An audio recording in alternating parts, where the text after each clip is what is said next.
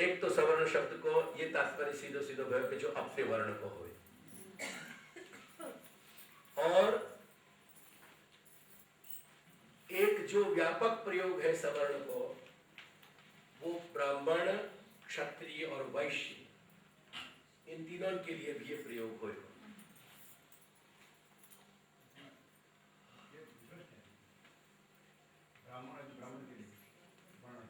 नहीं, देखो ऐसा है कि ऐसे आप बहुत हार्ड एंड फास्ट जब रूलिंग करने जाओगे ना, तो वार्ता के बहुत सारे प्रसंग आपके हाथ से छूट जाएंगे। यानी ये व्यापक दृष्टिया इतना ही अपन को समझना चाहिए कि अपनी सामग्री में अपने गुरु घर को पात्र हो और वैष्णव हो और जाके संग अपनी आत्मीयता हो। बस इतने में सारी बात को समाधान कर दो। अपनी आत्मीयता हो और अपनो सतीर्थ वैष्णव हो और सवर्ण हो, यानी शूद्र इत्यादि नहीं हो, अंत्यादि शूद्र इत्यादि नहीं हो। बस चल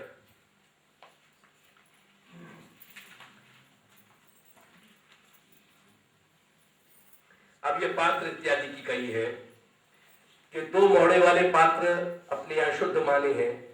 यानी अपन हाथ धोने के लिए और कोई पात्र नहीं चले। तुम लुटिया सुहाथ दो वो नहीं चले, करवा सुहाथ दोगे तो चलेगा। तो करवा के दो मोहड़े होए, एक बाकी टोटी को मोड़ो हो और एक बाकी गर्दन को मोड़ो हो। क्या लाए? करवा देखा है कि नहीं? गंगा सागर, उसके कितने ओपनिंग होते हैं, उसमें मुंह कितने होते हैं, कितनी ओपनिंग है? दो है ना, बस वही बात चल रही है।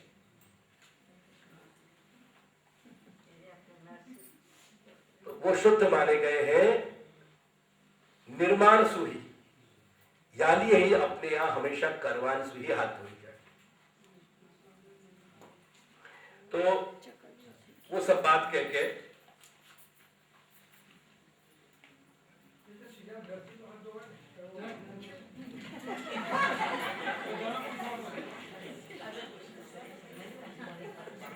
आपके लिए हम यहाँ आपके यहाँ एक आकाश गंगा का कनेक्शन फिट करवा देंगे। करते हैं, चलो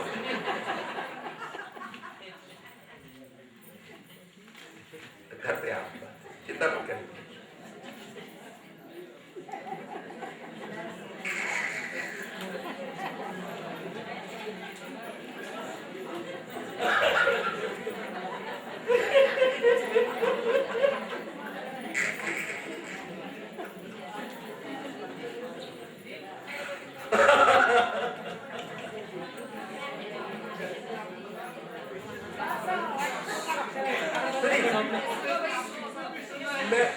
मैं ये सारे क्वेश्चंस डील करना चाहता हूं, लेकिन मैं अपने सेक्शन पे आके यहां नहीं, इसलिए नहीं, ये सारे प्रश्न में जब भी अपनी अपरस पे आऊंगा, मैं 2 घंटे पहले आपको सुनूंगा, चिंता मत करिए। और जहां जिसको जो फैसिलिटी चाहिए कि आकाश गंगा इत्यादि की, वो सब कराने का प्रयास करेंगे।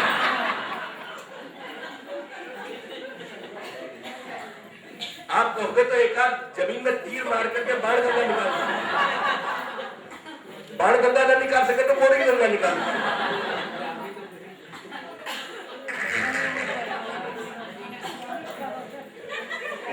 चिंता मत करिए। आखिर में आप हमारा मंडान संभालते हैं, तो हम आपकी जल की व्यवस्था तो संभालें।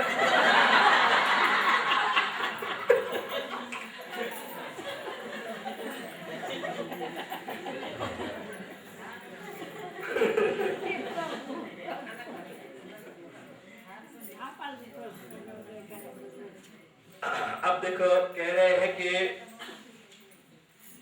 दो मुख के पात्र शुद्ध होंगे। वाक्य बाद ध्यान देते जाओ टेक्स्ट पे। अंशुक यानी रेशमी वस्त्र शुद्ध माने गए हैं अपने यहाँ। लोमजम, लोमजम यानी जो रोआ से उत्पन्न, यानी जब ऊन के हैं अपन, वो ऊन भी अपने यहाँ शुद्ध मानी गई है। अब क्या तो मैं क्या कर सकूं? अंशुक को मतलब, मैंने तो संस्कृत में रेशमी पढ़े और ये पंडित जी बैठे हैं, पूछ रहे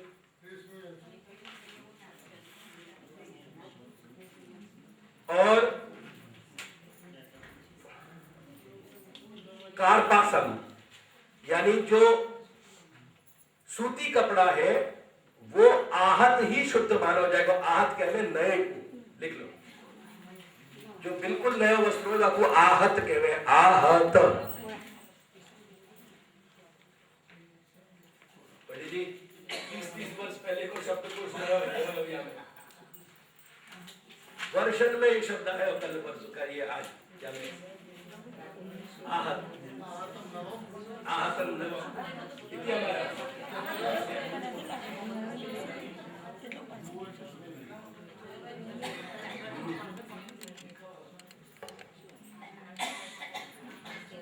तुम भी संतोष कर।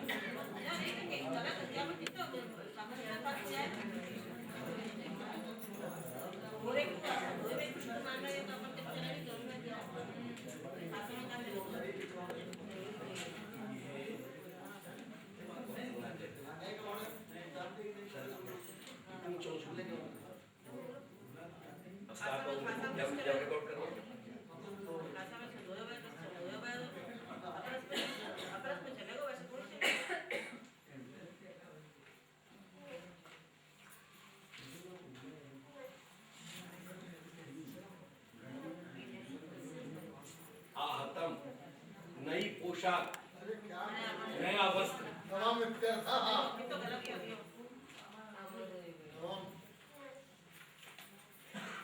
4 बजे उठ के श्रीमती अमर कोश की आवृत्ति ये लगाई है 50 संशय में।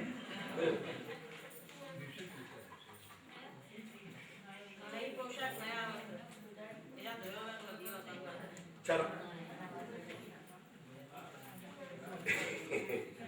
यानी सूती जो कपड़ा है वो नया जो है वो पूरो वो शुद्ध माने जाएगा।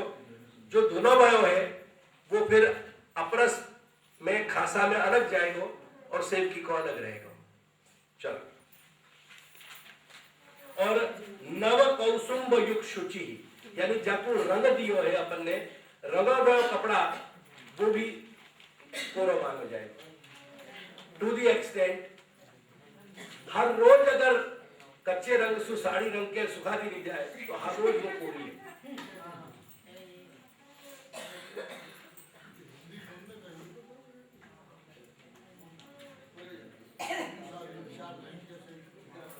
सबरे बात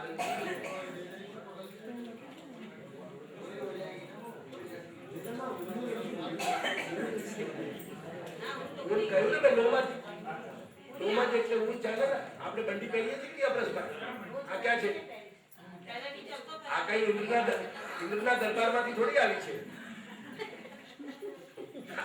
કરામત છે ને, પૂનમ જ છે ને।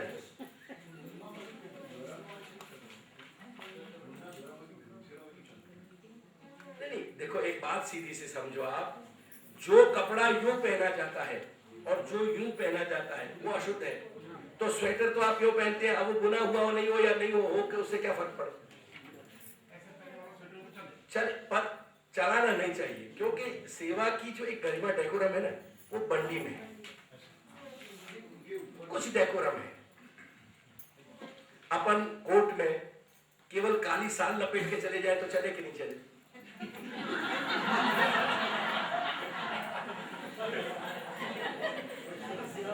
वो भी तो खाना पड़ेगा, उसमें क्या तकलीफ क्या है?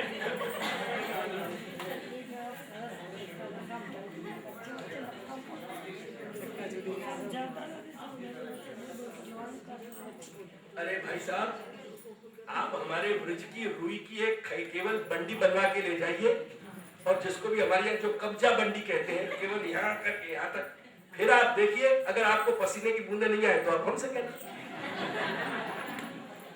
तो देखो छोड़ी बिल्कुल अपने हमारे बिरबाशा की कह रही है झाड़ो परिक्रमा देखो, यानी रुई की बंडी पहनेंगे तो झाड़ा आपके परिक्रमा करेगा, आपको छू नहीं सकेगा। तो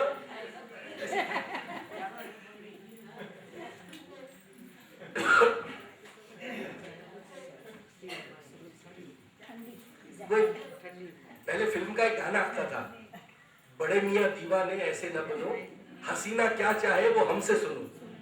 तो हम भी ये कह रहे हैं कि श्री प्रभु क्या चाहे वो हमसे सुनो। चलिए